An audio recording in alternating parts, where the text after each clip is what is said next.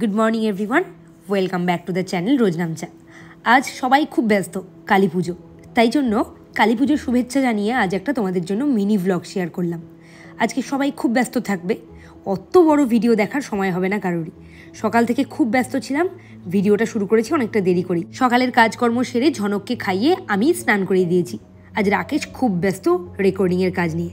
তবে ঝনকের একটু গান তোমাদের সাথে শেয়ার করে দিই, দাঁড়াও। J is for jellyfish.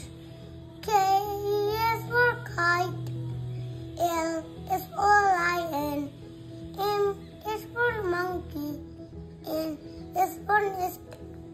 O is for octopus. স্নান তো করিয়ে দিয়েছি, এইবারে ফলের রস করে ফেলবো। এই যে এটাই আমি এখন ঝনকের জন্য রস করব।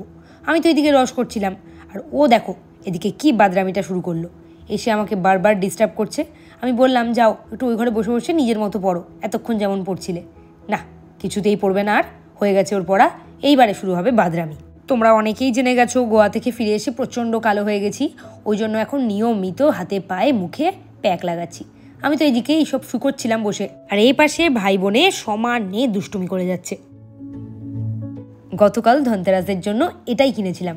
সোনার এখন প্রচণ্ড দাম, কেনা আমাদের সাধ্যের বাইরে। এই রূপোর বেলপাতা দিয়েই আজকে ঠাকুরকে পুজো করব। আমার শিব ঠাকুর কিন্তু খুবই ছোট, তাই জন্য অত ছোট্ট বেলপাতাটা কিনেছি। আমার বাড়িতে ফুল বেলপাতার খুব অভাব, তাই ভাবলাম একেবারে পার্মানেন্ট বেলপাতা বানিয়ে নেওয়া যাক। অনেক কষ্ট করার পর ঠাকুর মাথায় বেলপাতাটা নিয়েছে। রাকেশ আজকে খুব ব্যস্ত, ও আজকে একভাবে নিজেকে ঘরবন্দি করে রেখেছে আর ভয়েস ওভারের কাজ করে যাচ্ছে। তাই ভাবলাম ঝনককে নিয়ে আমি ঝনকের দিয়ার বাড়ির থেকে ঘুরে আসি, বেশ ভালোই লাগবে। একা একা পুজো পালির দিনে মোটেই ভালো লাগে না, ওই জন্য রেডি হয়ে নিচ্ছি তাড়াতাড়ি করে। তবে ওখানে যাওয়ার জন্য আমার থেকে ঝনকবাবুর তাড়া একটু বেশি। কেন বেশি একটু পরেই জানতে পারবে। তখন বাজে দুপুর 1:30 মতো। আমি ঝনককে নিয়ে চললাম ঝনকের দিয়ার বাড়িতে। রাকেশ এবার নিশ্চিন্তে রাকেশের মতো কাজ করুক। রাস্তায় বেরিয়ে রাস্তার দৃশ্য দেখতে দেখতে কখন পৌঁছে গেলাম। তবে রাস্তার পাশে এইরকম কাশফুলের সৌন্দর্য মন কাড়ল।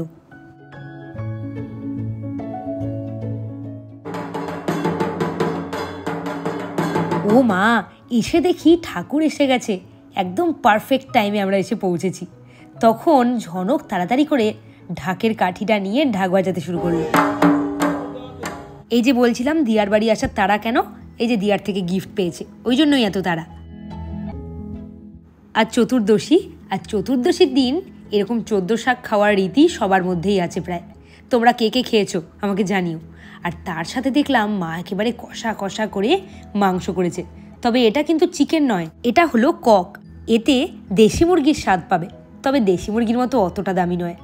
আমি তো খুব সুন্দর করে মেখে একেবারে মুখে পুড়ে নিলাম। সন্ধে হতে না হতেই দেখলাম চারিদিকে আলোয় আলোয় ভরে উঠেছে। আর এই দেখো গোপু সোনাকে, কালকে গোপু সোনার জন্য বালা চেন কত কিছু কেনা হয়েছে, সেইগুলো পরে সেজে গুজে উনি বসে আছেন এখন। মাকে দেখলাম, মাও 14 বাতি দেওয়ার জন্য তোড়জোড় শুরু করেছে। এই নিয়মটা কিন্তু সেই ছোটবেলা থেকে দেখে আসছি। কালী পুজোর আগের দিন মানে চতুর্দশীর দিন এইরকম সন্ধেবেলা বাড়িতে বাড়িতে প্রদীপ জ্বলে ওঠার পর চারিদিকটা এত সুন্দর লাগে দেখতে, একেবারে মন্ত্রমুগ্ধকর। কিছুক্ষণ পর ঝনককে নিয়ে আমিও বাড়ি ফিরে এলাম। বাড়িতে এবার এসেই তোড়জোড় শুরু করলাম 14 বাতি দেওয়ার। রাকেশ কয়েকদিন ধরে এতটাই ব্যস্ত আমাকে প্রদীপ এনে দিতে পারেনি, তাই জন্য মোমবাতি দিয়েই কাজ চালাচ্ছি। দেখো না, মোমবাতি জ্বালিয়ে দিয়েছি। আর এই যে দীপাবলির সময় বাড়িতে বাড়িতে এরকম আলো জ্বলে ওঠা কি যে ভালো লাগে। যখন পুজোটা শেষ হয়ে যায় মনটা খুব খারাপ লাগে। কালী পুজো উপলক্ষে রাকেশের আজকে প্রোগ্রাম ছিল, প্রোগ্রাম থেকে এই মেমেন্টোটা পেয়েছে।